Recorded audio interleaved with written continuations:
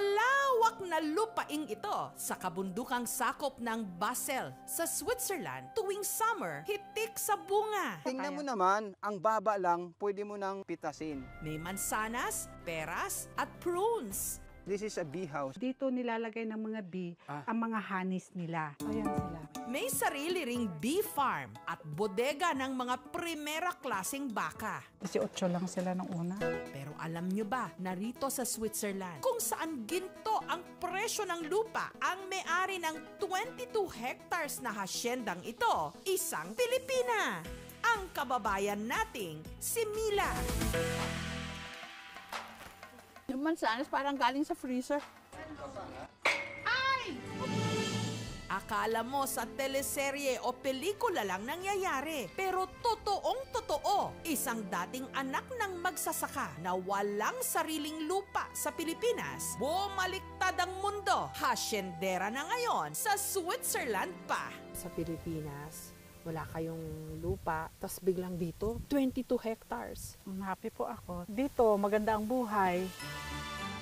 Narito po tayo sa Basel, sa Switzerland, na tabi na halos ng Germany. At alam nyo naman tayo mga Pilipino, we're everywhere. Akalain nyo ba may nahanap ako ritong kapwa Ilocana? Okay nga, Rod. Gritse! Ngayon, kasama ho natin si Mila Fajardo Buser. Dito na siya for the past 30 years. Hello, Mila! Ano po? Kumusta kumpara ang farm sasaka sa Pilipinas kumpara dito? Maganda po dito, ma'am. Kahit ilan ang anak mo, okay? Walang problema. Hindi mahirap ang mga farmer dito? Anong tinatanim nyo? Mga gulay po. Gulay din. Ito na ang Ito po, simula ito po. ng lupain, no? Hacienda ni Mila. Ito po. Dito, yung puno na ng walnut na ito. Paakyat po yan. Ayan, Hanggang hanggang po dun sa doon. dulo.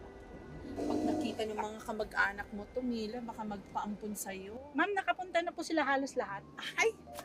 Nakapunta na po Ang sila bait lahat. naman. Nag-ano po sila, nag-tour. Medyo maginaw na ako kasi dito na tayo sa open air. Dahil simula na ang winter nung binisita namin ang farm ni Mila, ang kanilang mga tanim na balot na ng yelo. Maswerteng may ilan pa rin kaming naani. Oo, may kohlrabi sila, mamahaling gulay to. Pwede ba tayo mag-harvest ng isa, Mila? Yes po.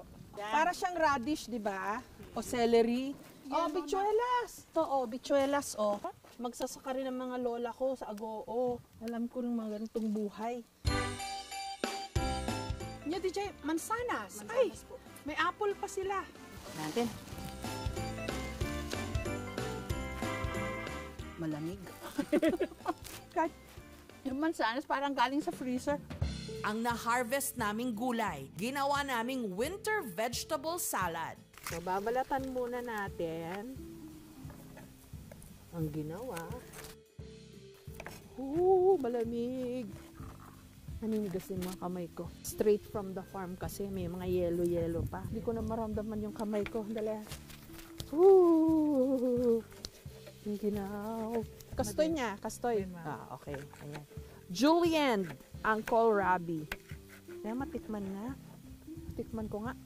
Masarap po yan. Parang siyang singkamas. Yeah. Mahap nga to sa salad. Toss tayo, toss. Ito na ang winter vegetable salad namin ni Mila. Mangantayon apo. Apo, kain po tayo. Sarap. Ang hop talaga. Fresh na fresh.